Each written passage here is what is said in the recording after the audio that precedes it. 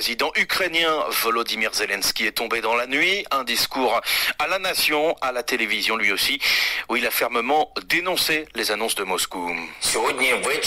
Ce soir, nous avons réuni le Conseil national de sécurité et de défense de l'Ukraine. L'Ukraine qualifie sans équivoque les dernières actions de la Fédération de Russie de violation de la souveraineté et de l'intégrité territoriale d'un autre État.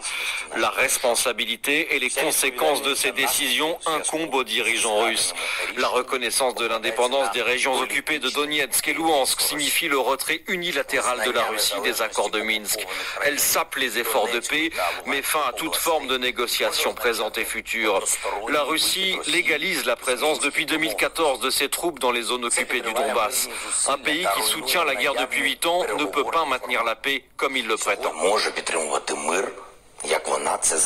La réaction sans détour de Volodymyr Zelensky qui assure n'avoir peur de rien ni de personne. Quelle réaction dans le Donbass, à quelques kilomètres de la ligne de front? On vous retrouve sur place. Stéphane Siohan, bonjour à vous.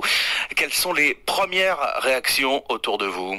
Vous savez, il est difficile de dire comment les populations du Donbass réagissent aux initiatives de Vladimir Poutine qui sont intervenues en soirée. Mais en observant les réseaux sociaux cette nuit, j'ai observé un mélange de sidération devant la logorie historique révisionniste de Poutine qui, pendant la majeure partie de son discours, a livré un véritable réquisitoire haineux contre l'Ukraine, lui niant son statut de peuple, de nation et d'État indépendant. J'ai noté bien sûr de l'inquiétude, mais surtout une rage froide et chez certains une volonté affirmée de se préparer à en découdre. Le président Volodymyr Zelensky s'est adressé à ses compatriotes à 2 heures du matin. Il les a appelés à garder leur sang-froid en affirmant que les Ukrainiens ne devaient pas avoir peur, mais en réalité, les forces armées ukrainiennes se préparent déjà à l'éventualité d'une attaque russe.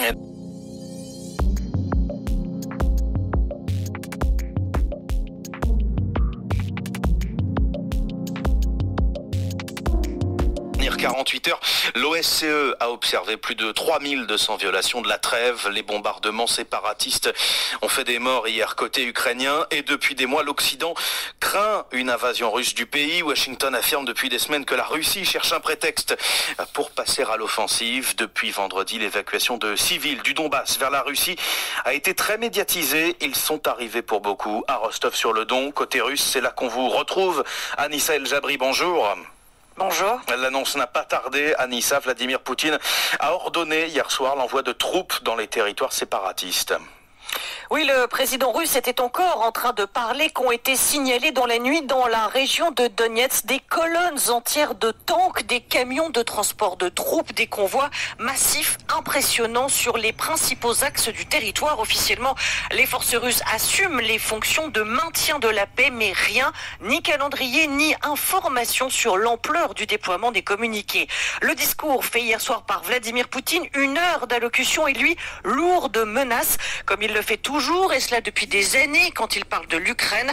Le président russe a fait un long développement historique pour nier son existence en tant qu'État, sa souveraineté. L'Ukraine et son gouvernement actuel ont aussi été dépeints dans des mots très durs. Un pays corrompu, a-t-il dit, livré à des terroristes, des radicaux qui ont organisé la terreur et commis des crimes. Reprise aussi de la rhétorique régulièrement agitée sur un génocide qui serait en cours au Donbass, plus classique. Évocation enfin des menaces qui pèserait sur la Russie, une frappe surprise, a dit Vladimir Poutine. Sauf que cette fois, Anissa, on a senti de la colère par moment dans son discours. Oui, au total, additionné, ce fond, cette forme ont donné le sentiment de signer en réalité une entrée en guerre, seul derrière son bureau pour cette allocution, comme seul lorsqu'il a interrogé en direct face au pays tous les membres de son conseil de sécurité.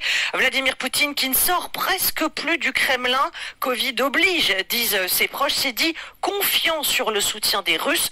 Rien n'est moins sûr.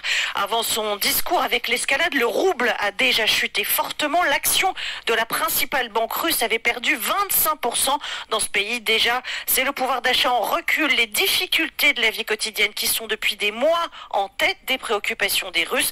Vladimir Poutine, hier soir, s'affichait loin, très loin de la vie réelle. Veuillez vous abonner à votre chaîne YouTube Zoom et Focus pour être le premier à recevoir nos nouvelles vidéos.